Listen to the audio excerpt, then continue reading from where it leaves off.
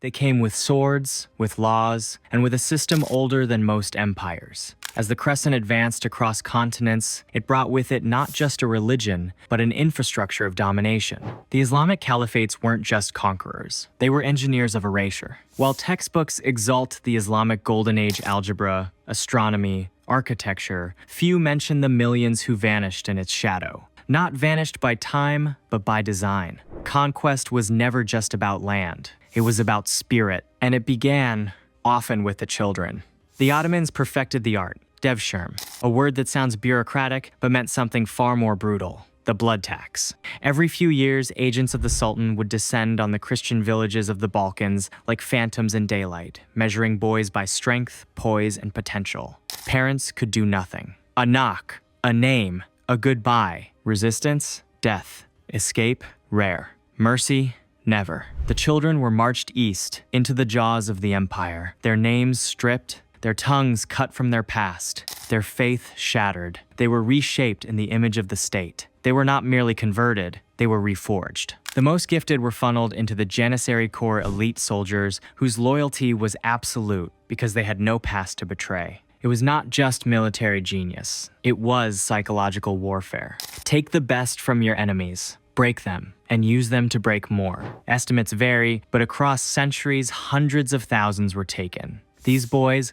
once Christian, became the blade that severed their own people's future. It was more than control. It was spiritual decapitation. Villages bled talent. Families bled hope. Entire cultures learned to live in fear of the next collection.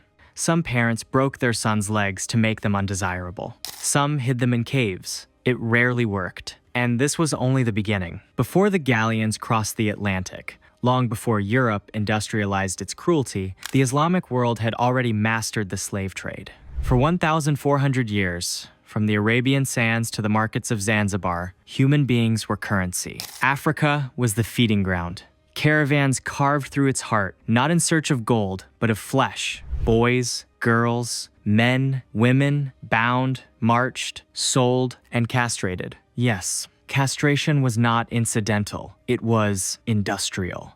A practice so widespread, so normalized, that 80 to 90% of male slaves met a blade before they met a buyer. The mortality rate, near total. One slip, one infection. And a child bled out on a stone floor. Those who survived were turned into eunuchs, tools, property without a lineage. That was the point. No children, no legacy, no complication. Slavery, stripped of humanity. For the women, it was worse. Attractive girls were auctioned nude in the markets of Cairo, Baghdad, and Damascus, destined not for fields, but for harems. Purchased for pleasure, discarded at whim. Concubines were not wives. They were ornaments. They bore children without rights, existed without voice, and vanished without trace.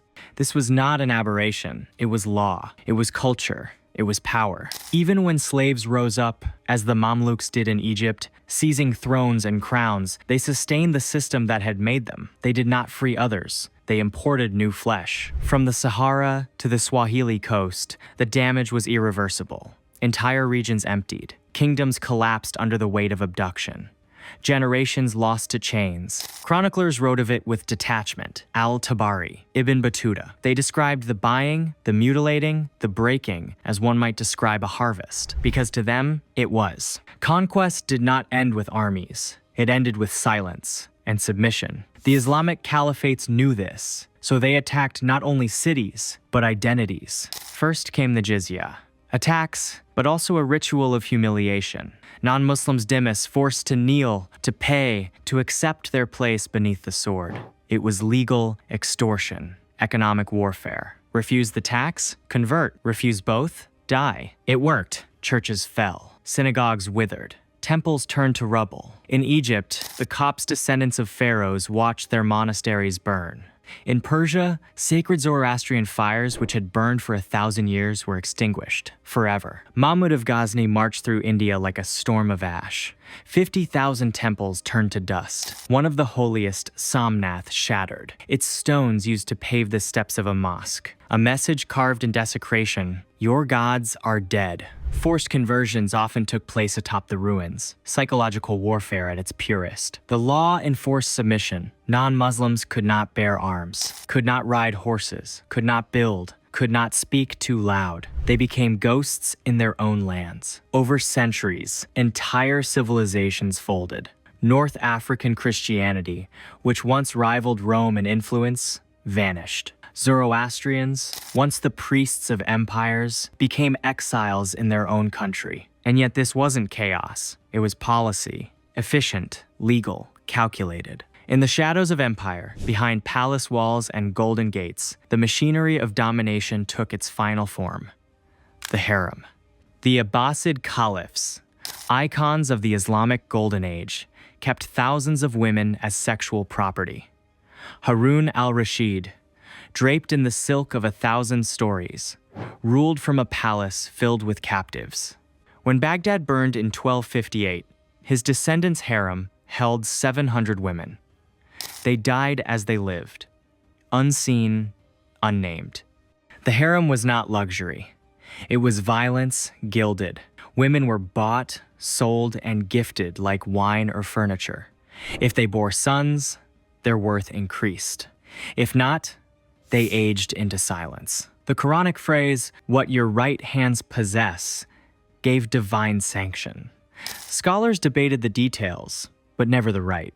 Slave markets flourished with jurisprudence. Ibn Battuta described the markets casually: naked women on display, prices set by beauty, entire cultures funneled into cages, Circassians, Abyssinians, Hindus, Greeks, diversity, enslaved. In the Ottoman world alone, over 1.5 million women disappeared into this system. And unlike the American South, these women did not form families. They were not meant to.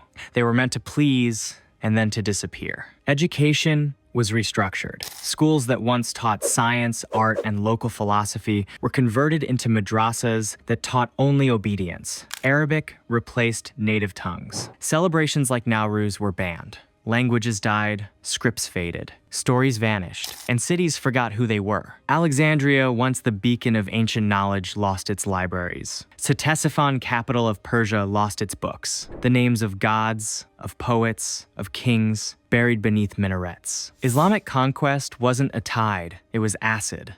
And it did not merely wash over civilizations, it dissolved them. What remains are bones beneath sand. Broken tablets, burned scripts, scattered names in forgotten languages. But they whisper. The conquests were not only military, they were psychological, linguistic, cultural, designed not to kill, but to unmake. Empires have always conquered, but few did so with such precision, such permanence. What the caliphates built was not merely an empire. It was a system of oblivion. And it worked, because most people today do not even know what was lost.